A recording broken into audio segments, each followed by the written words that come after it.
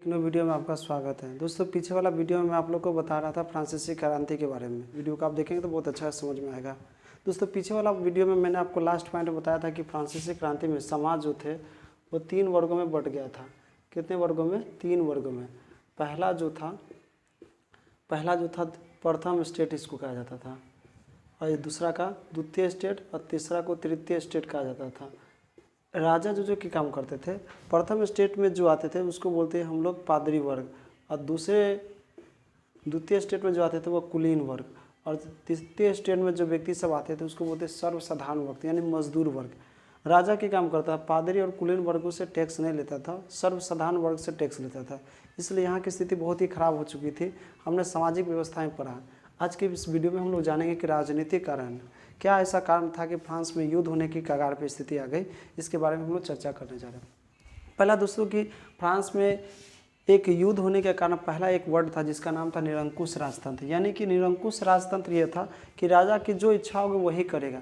जैसे कि दो भाई आपस में के काम कर रहा था, दो भाई आपस में झगड़ रहा था, तो राजा की इच्छा हुआ था, कह रहा था कि इसको फांसी पे चढ़ा दो। ये आप जैसे व्यक्ति पूछेंगे सर ऐसा क्यों किए, तो कहता है इसको भी लटका दो। इसका मतलब ये होता है कि राजा की जो इच्छा है वो करना, उसी को बोलते हैं निरंकुश राजतंत्र।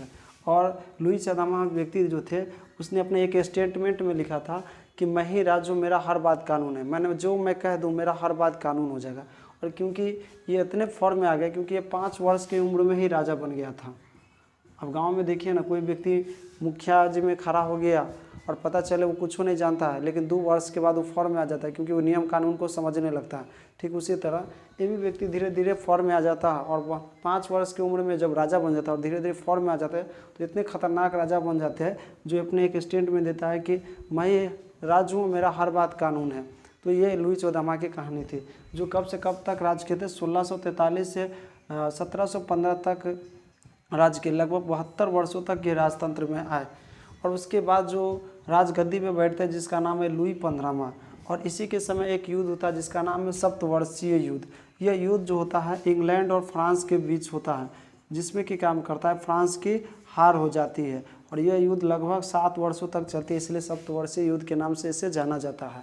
और यह कब से कब था? 1756 से 1763 तक हुई थी, और ये इसमें इंग्लैंड और फ्रांस के बीच हुई थी, जिसमें कि काम होता है फ्रांस की हार हो जाती है, और जिसमें फ्रांस के ऊपर 2 अरब लिब्रे का कर्ज हो जाता है। लिब्रे क्या होता है दोस्तों कि फ्रांस के मुद्रा का नाम लिब्रे था, ठीक है ना। तो फ्रांस पे 2 अरब लिब्रे का कर्ज हो जाता है। अब फ्रांस किस में चल रहा है? माइनस में। अब क्या होता है कि उसके बाद लुई 15वां के बाद जो राजगद्दी पे बैठता है वह लुई 16वां, और लुई 16वां के एक याद रहता है कि हमारे जो रिश्तेदार को की काम किए थे, किसने हराया था? इंग्लैंड ने। तो सबसे पहले इसको ठीक करना, और इसने की काम किया, लफायत अली खान को अमेरिका के लिए वो लीडरशिप बनाता है, अमेरिका को लीडरशिप बनाता है और बोलता है कि तुम की काम करो, इंग्लैंड पर युद्ध करो और इंग्लैंड से युद्ध करो, और जिससे कारण की काम करता है, और जो युद्ध में खर्च होगा वो पैसा हम देंगे। ये कौन बोलता है? लुई 16वां। और स्थिति यह हो चुकी है कि अमेरिका के काम करता है, इंग्लैंड पर युद्ध करता है, इंग्लैंड पर अधिकार जमाने के लिए युद्ध करता है, और स्थिति हो चुकी है कि इंग्लैंड इसमें हार जाता है। और अब जो फ्रांस में 2 अरब लिब्रे का कर्ज था, और जिसके कारण यह युद्ध में इतने क्षतिग्रस्त हुए कि अब फ्रांस पर 10 अरब लिब्रे का कर्ज हो गया, यानी कि कर्ज पे कर्ज हो रहा था। अब दूसरा ये भी था कर्ज बढ़ने का।